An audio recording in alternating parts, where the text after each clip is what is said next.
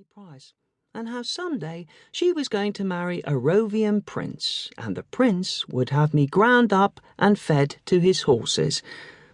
"They'll gobble you up, Egbert, bones and all," she'd say, sneering down her long, sharp nose at me. At some point, I found out horses don't eat meat, but I never bothered to tell Venus. Just like I never bothered to tell her no prince of Rovia would ever marry a commoner, let alone try to find a wife by leaving the continent and sailing thousands of miles across the Great Moor to a sweaty little pirate-infested island so unimportant it didn't even show up on the maps of the new lands in Geography of the World. There was no point in telling her any of that, because Venus ignored any fact she didn't like, and the ones she couldn't ignore, she screamed at. And whenever she screamed, Adonis would come running, not because he cared about Venus one way or another, but just for the excuse. And I'd get slugged, unless I got to a tree fast enough. And if I did, he'd stand under it and yell the same fist-shaking curse every time.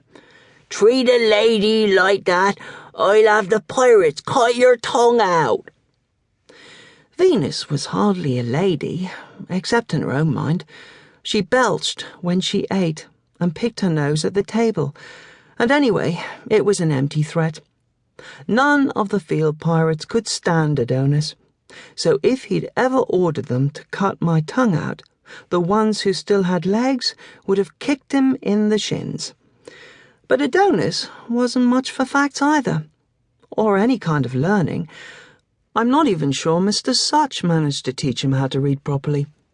Mr. Such was our first tutor, and the only good one, which was probably why he didn't last. This was years back.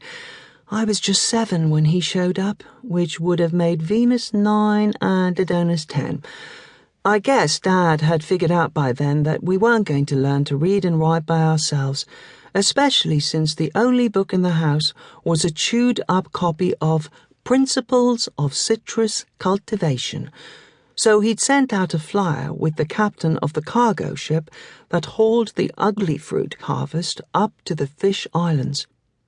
When the ship came back 6 months later, Mr. Such was on it, all bony and worried-looking, and pulling out a handkerchief every 2 minutes to wipe the sweat fog from his glasses.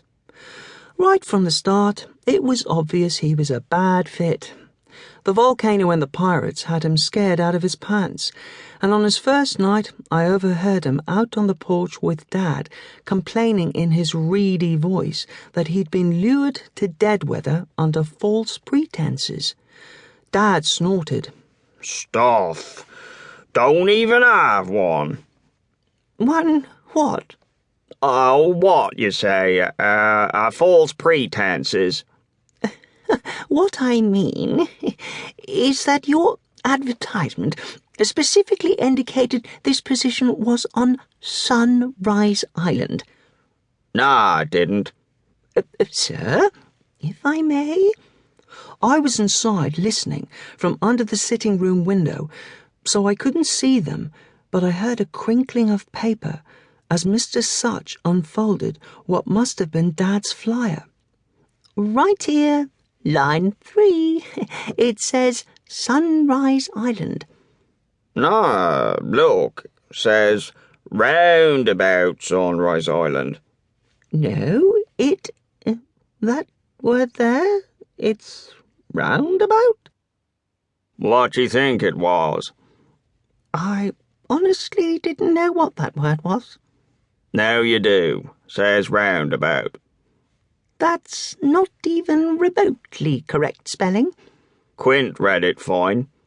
"Who's Quint?" "House pirate. In the kitchen. Got stumps for legs. Smart one he is. Reads and writes." "Look, sir, spelling issues aside, this island is hardly roundabout Sunrise." "What you mean? Head down to the scratch, up a boat, east-nor'east, catch the wind right, be there in 3 hours. That's roundabout, seems to me." "Well, I'd very much like to do that."